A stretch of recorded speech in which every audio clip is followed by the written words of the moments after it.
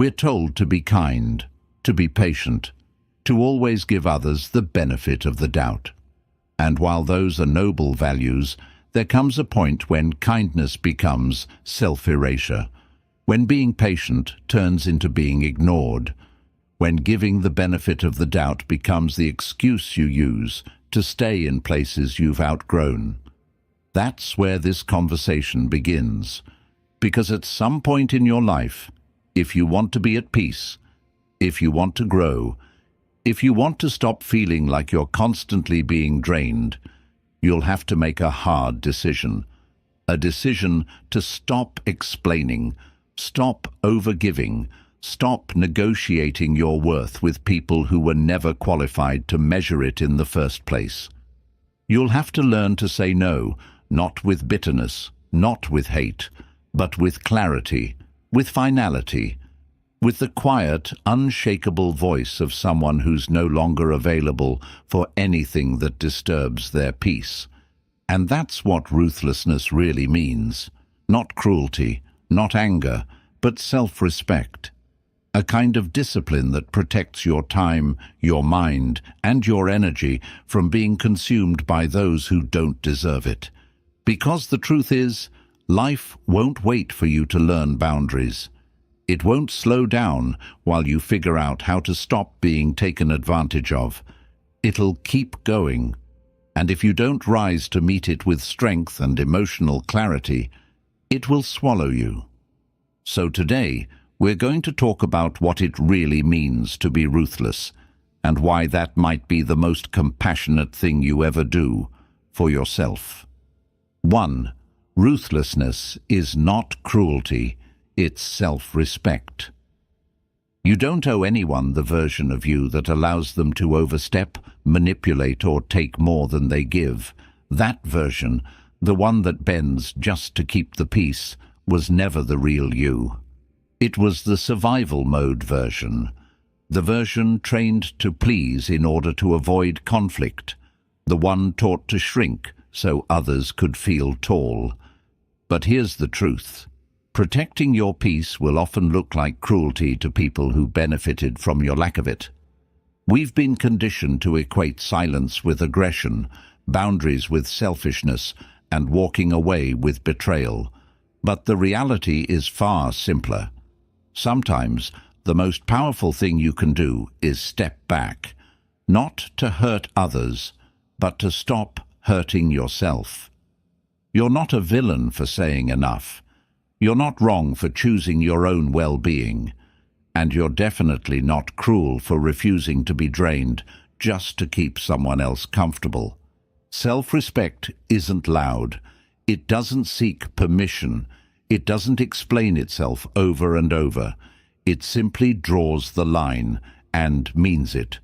And when that happens, people who were never used to hearing you say no will call you ruthless. Let them. Because when you stop overextending, stop over-apologizing, and stop trying to win people who never truly valued you, that's not cruelty, that's healing. It's the kind of inner shift that transforms the way you show up in every part of your life. You begin to choose calm over chaos, distance over drama, and self-worth over pleasing everyone else. That's what it means to become someone who no longer negotiates their value, someone who knows that being whole is more important than being liked. So if you've ever been made to feel guilty for drawing a boundary, remind yourself of this. You are not cruel for protecting your peace. You are not heartless for walking away from what depletes you. You are finally giving yourself the respect you spent years trying to earn from people who couldn't see your worth. And that is what ruthlessness really is. Not destruction, but protection. 2. Stop overgiving. No one is entitled to your energy. There's a quiet kind of exhaustion that comes from constantly being the one who shows up, checks in, makes the plans, forgives too soon, and gives too much. It's the weariness of always holding space for people who never think to do the same for you. And the worst part is, you begin to believe that this is just who you are, that your role is to be the giver, that it's noble to be endlessly available, even when it's draining your spirit. But here's what no one tells you: overgiving is not generosity. It's self-abandonment in disguise. True generosity flows from overflow, not from depletion. When you give out of guilt, fear, or the hope that someone will finally see your worth, it stops being a gift. It becomes a transaction you never agreed to, one where the return is always disappointment. And the longer you stay in that pattern, the more invisible you become, not because others can't see you, but because you've placed yourself in the background so many times, you've forgotten what it feels like to stand in the center of your own life. There's a reason the Stoics placed such value on guarding your inner life. Because your attention, your emotional presence, and your energy, they are sacred.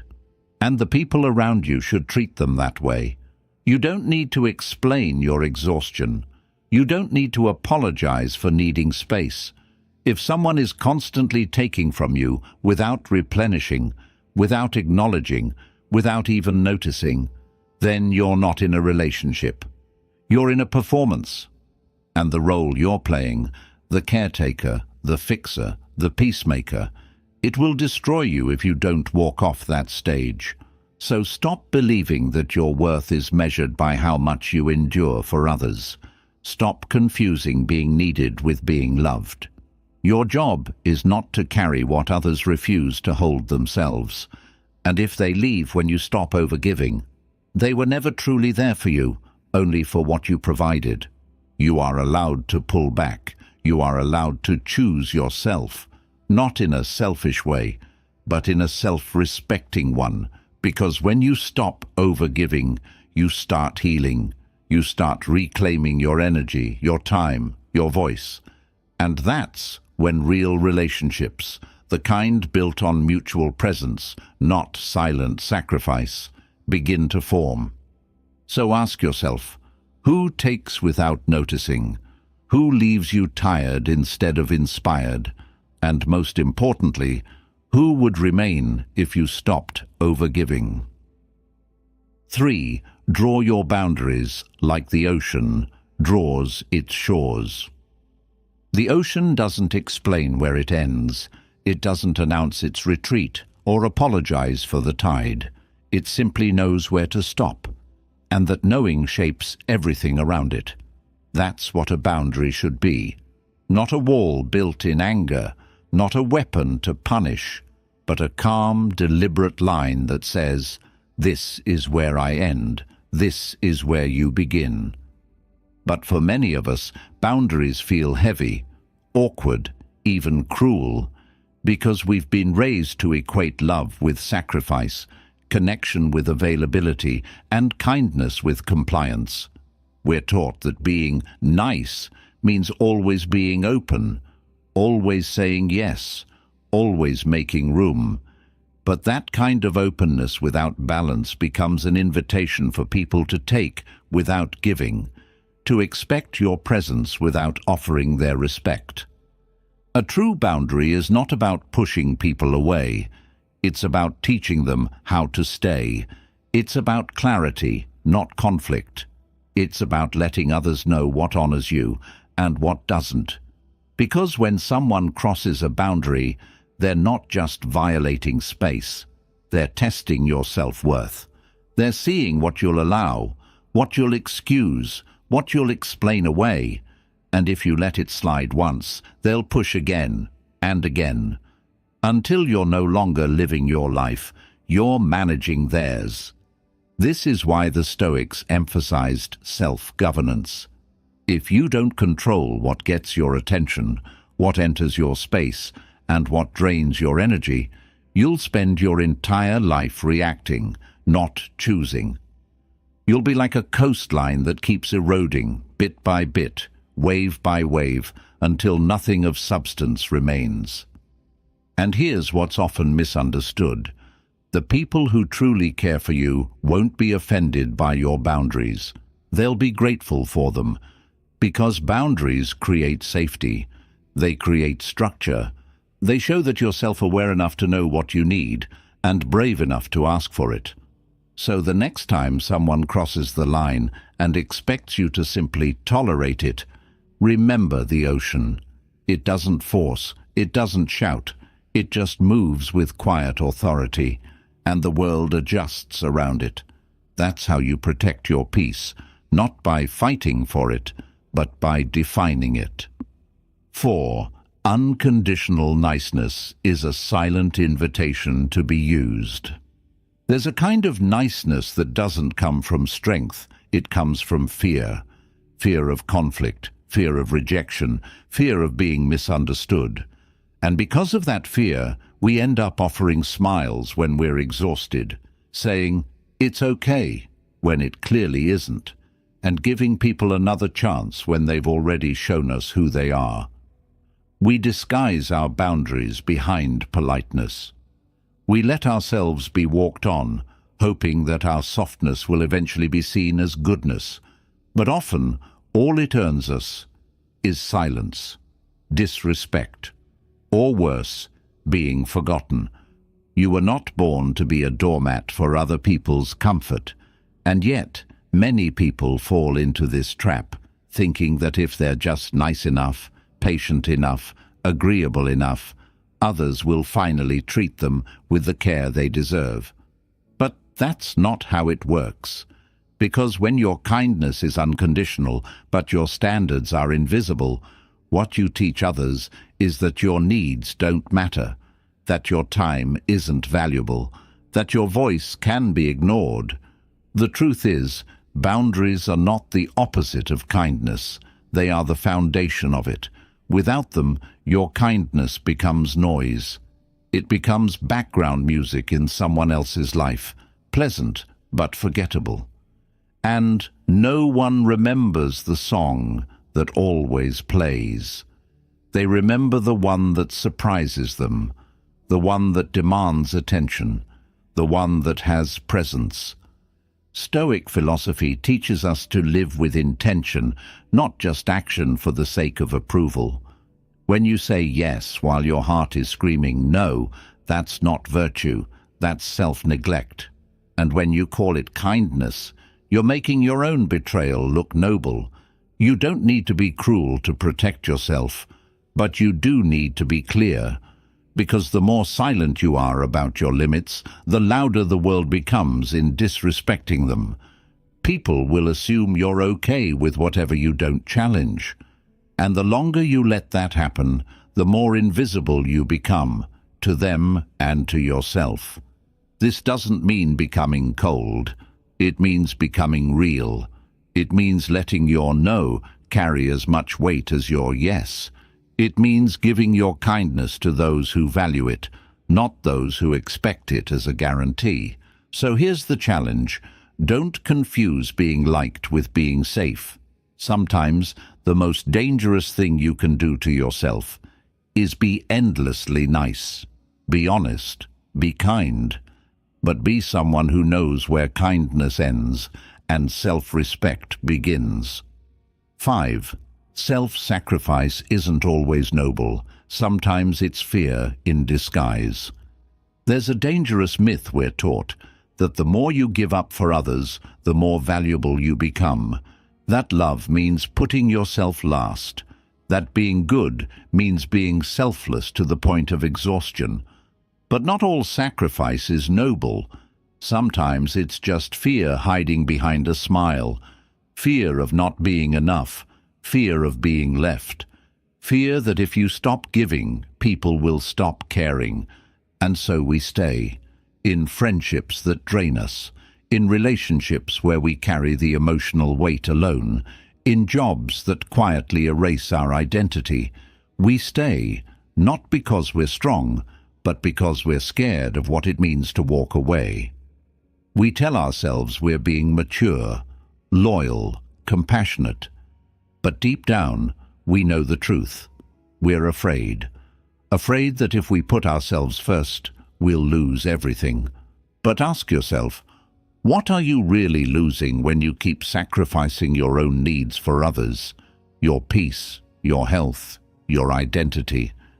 Because over time, those little sacrifices pile up, and eventually you wake up and realize that you've built a life around pleasing people who wouldn't flinch if you disappeared. That's not love. That's survival. And you weren't born just to survive. The Stoics remind us, live in accordance with nature, and your nature is not to constantly pour from an empty cup. It's to live with reason, with clarity, with intention. You can still love others and love yourself. You can still care deeply and protect your boundaries. These things are not opposites, they're partners. You don't become more worthy by disappearing into someone else's life. You become worthy by showing up fully in your own.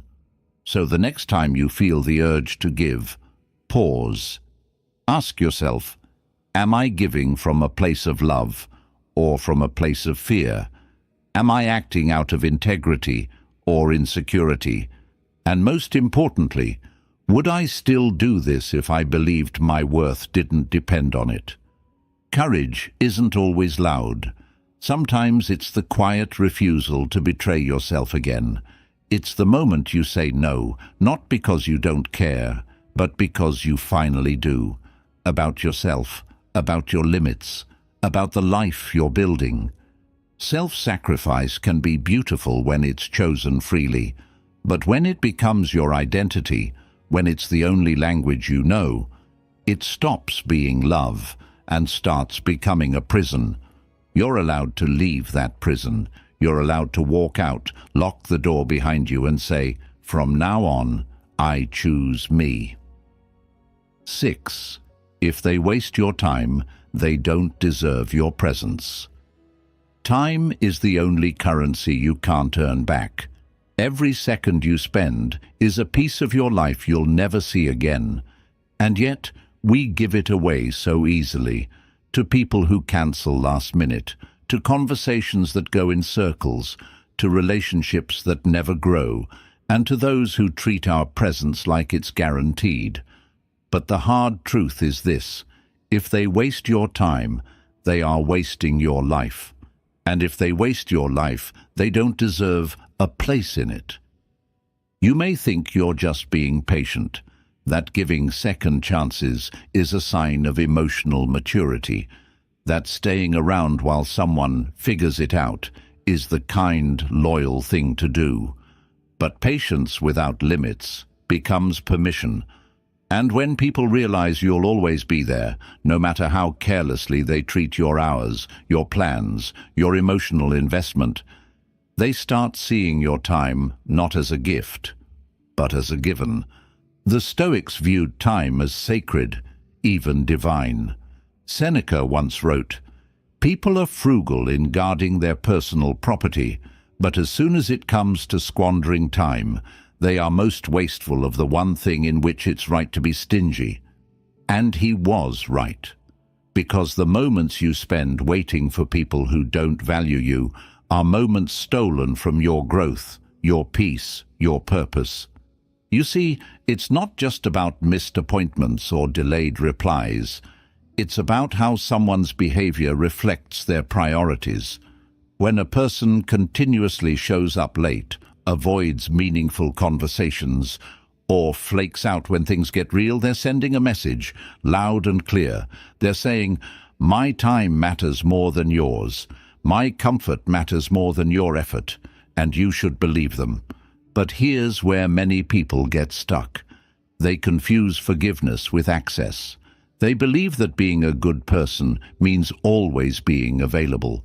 But what if being a good person also meant being a responsible steward of your own life?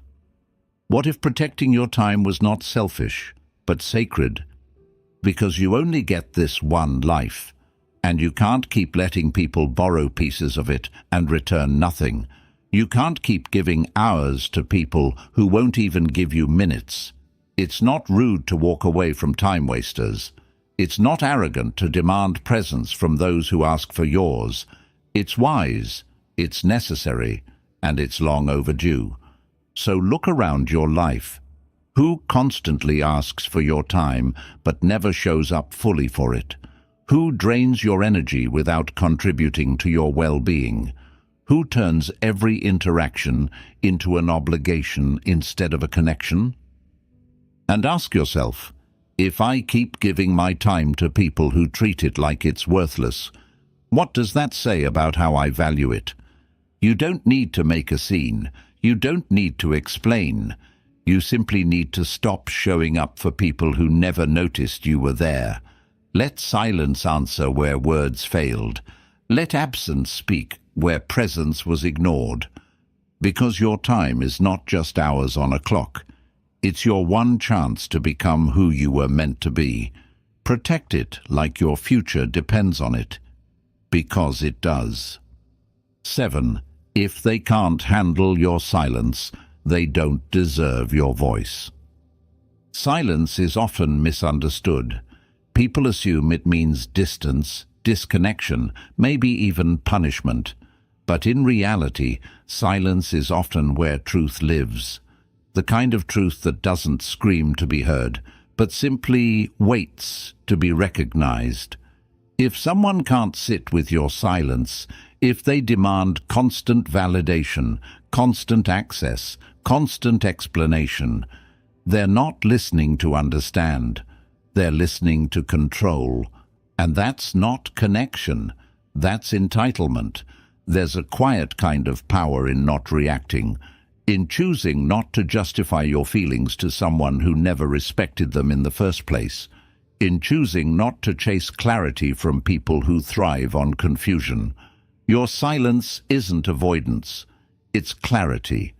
It's the moment you realize that your peace matters more than being understood by those committed to misunderstanding you. We live in a world that overvalues noise. We're pressured to respond quickly, to explain ourselves constantly, to remain emotionally available to everyone, even those who've never earned that kind of access. But the Stoics taught a different lesson, that stillness is strength, that you are not obligated to speak just because someone else demands a reaction, and you are not unkind for choosing presence over performance. Think about how many times you've tried to explain yourself, only to be met with deflection, defensiveness, or dismissal. How many times your honesty was twisted, how often your vulnerability was used against you. Over time, you start to realize words mean nothing to people who aren't listening. And in those moments, silence becomes your boundary. Not because you've given up, but because you've woken up. People who truly care about you will make space for your silence. They will recognize that sometimes stillness is part of healing, that not every question needs an immediate answer, that real connection lives in the pauses, not just the paragraphs. But people who are addicted to control, who only feel powerful when they're pulling emotional strings, they will panic in your silence. They'll label it as cruel, as immature, as manipulative, because they can't handle the fact that for once your energy is no longer theirs to direct. And that's when you'll know your voice was never the problem. It was your willingness to keep speaking into spaces that only echoed back emptiness. So reclaim your silence, not as a punishment to others, but as a kindness to yourself. Let it be your sanctuary. Let it be your protection. Let it be the moment you stop pleading to be heard and start listening to your own inner peace. Because when you finally stop explaining yourself to people who don't listen, a beautiful thing happens. You begin to hear yourself more clearly. You begin to realize that your voice is not a tool for convincing. It's a gift, one that only the worthy get to receive. 8. The worst cruelty is a life lived to please everyone but yourself. There's a certain kind of betrayal that doesn't happen in one dramatic moment. It unfolds quietly, over years. It's the betrayal of waking up one day and realizing that the life you've built isn't really yours. that the choices you made were not for your own joy, but for others' approval, that your dreams were edited down to what was acceptable, that your voice was silenced, not by force, but by your own fear of disappointing people, and in that silence, you lost yourself. We're taught early on to seek validation, to be the good student, the good child, the good partner, the agreeable one. We shapeshift to earn praise. We suppress our feelings to avoid confrontation. We learn to smile when we want to scream, to stay when we want to go, to agree when we feel deeply opposed. And little by little, that act becomes a lifestyle, a habit, a quiet cruelty we inflict upon ourselves, all in the name of being liked. But living for others is not living, it's performing, and the cost of that performance is heavy: your truth, your needs, your freedom. The Stoics warned against this. They believed in living in harmony with your nature, and your nature is not to be a mirror for others' expectations. Your nature is to be whole, to act with virtue, not approval, to speak with clarity, not caution. Marcus Aurelius said, "It never ceases to amaze me. We all love ourselves more than other people, but care more about their opinion than our own." What would happen if you reversed that equation? Here's the thing: people's opinions change.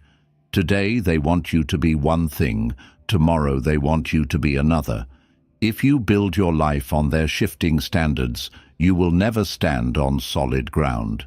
You'll always be adjusting, apologizing, editing, erasing, until one day you look in the mirror and don't recognize the person staring back. And it's not their fault. It's yours, for handing them the pen and asking them to write your story. But here's the good news: you can take the pen back. You can choose discomfort over regret, honesty over performance, depth over approval. It won't be easy. People will call you selfish, cold, distant. They'll ask what happened to the version of you they liked, the version that made life easier for them. And you'll have to stand there calmly and say, "I stopped living for everyone but myself."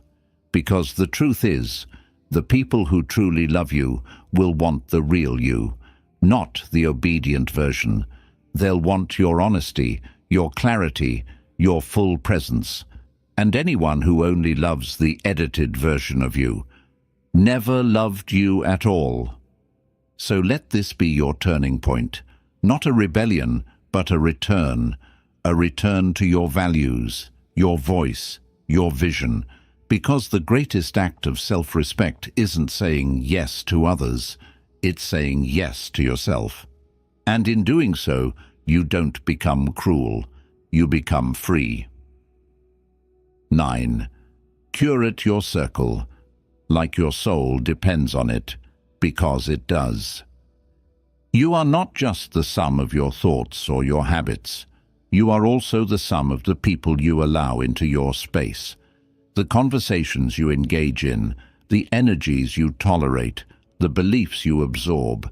They all shape you in ways you don't always notice, until one day you wake up carrying thoughts that aren't yours, stress that isn't yours, values that never belonged to you. And by then, it's already cost you time, clarity, and peace. That's why curating your circle isn't just about cutting people off. It's about soul preservation. Every time you allow someone with a negative mindset, a selfish agenda, or a chaotic spirit into your life unchecked, you're not just being open-minded. You're inviting disorder into your mental home. You're allowing someone to rearrange your furniture while you're still trying to figure out where everything belongs. And the damage isn't always loud. Sometimes it's the slow erosion of your ambition, the subtle dimming of your joy, the silent questioning of your self-worth. You don't need a large circle, you need a clear one. Seneca once said, "Associate with people who are likely to improve you, not those who drain you. not those who mock your growth, not those who keep you tethered to the lowest version of yourself because it makes them feel more comfortable. Your soul cannot thrive in a room where you constantly have to shrink to be accepted, and your vision cannot survive in an environment that belittles it. So how do you know who belongs? Pay attention to how you feel after the interaction. Do you feel seen or judged, uplifted or quietly dismissed? Do you leave the conversation with more clarity or more confusion? Your body knows. Your spirit knows. And yet, so often we override that wisdom because we're afraid of being alone. But solitude isn't the enemy. Noise is. And a noisy life, filled with shallow connections and half-hearted friendships, will leave you lonelier than any silence ever could. Curating your circle doesn't mean seeking perfection in others. It means seeking alignment, shared values, mutual respect, emotional presence. It means being intentional with your time and your access, because access to you is a privilege, not a right. If someone brings chaos, let them carry it elsewhere. If someone's version of support feels like control, let them go. If someone consistently belittles your dreams, your growth, your transformation, you owe them nothing but distance. You're not arrogant for walking away. You're not cold for being selective. You're being responsible with your energy, your potential, your life. So treat your circle like a sacred garden. Water what matters, remove the weeds, and don't apologize for protecting what you're growing, because who surrounds you shapes you, and your soul deserves better than noise disguised as loyalty. 10. Be ruthless, because life doesn't wait for you to learn emotional maturity. Life won't pause so you can figure it out. It won't gently wait while you learn how to set boundaries, how to speak up, how to stop over-apologizing, or how to finally put yourself first. The world keeps moving, and if you don't rise with it, if you don't sharpen your sense of self, if you don't develop the emotional backbone to say no more, you'll be swept into a life shaped by other people's choices instead of your own. That's the cost of emotional immaturity. A life that isn't really yours. Being ruthless doesn't mean being harsh. It means being clear. Ruthlessness, in the Stoic sense, is the unwavering commitment to protect your energy, your time, your values, not out of anger, but out of awareness. It's realizing that you don't have forever, that every year you spend tolerating what drains you is a year lost, that every moment you stay in spaces that stifle you is a moment you could have used to build something better. We talk about emotional growth like it's optional, like something we can get to eventually, but in reality, every day you delay it, life will hand you reminders. Through burnout, through toxic patterns, through relationships that repeat the same painful cycle. You'll wonder why nothing's changing, why people keep crossing your lines, why your voice always feels stuck in your throat. And the answer is simple. Life doesn't reward hesitation. It rewards clarity, courage, and boundaries. The Stoics believed in acting in accordance with reason, not impulse, not emotional chaos. To be ruthless is to cut away what no longer aligns with your reason, your purpose, your truth. It's to stop negotiating with parts of your life that are clearly misaligned but feel familiar. And that takes strength. Because comfort is seductive, but comfort is not growth. And the longer you stay there, the more numb you become to your own needs. Being ruthless means no longer explaining your standards to people committed to violating them. It means walking away from relationships that require you to shrink just to survive. It means no longer diluting your dreams to fit into someone else's expectations. It means outgrowing your own excuses, silently, relentlessly. You'll lose some people along the way. You'll be misunderstood, judged, maybe even called cold. But what's the alternative? A life built on guilt, a mind filled with silent resentment, a soul dimmed by emotional compromise. You don't need to be violent to be powerful. You don't need to be cruel to be clear. But you do need to be unshakable in your standards, especially when the world tries to blur them. So be ruthless with what drains you. Be ruthless with indecision. Be ruthless with patterns that keep you stuck, not because you're hard-hearted, but because you've finally developed the emotional maturity to protect the life you were always meant to live. You don't need to apologize for growing stronger. You just need to stop waiting for permission. There comes a time in every person's life where they stop asking the world for permission and start giving it to themselves. That's what this entire episode has been about.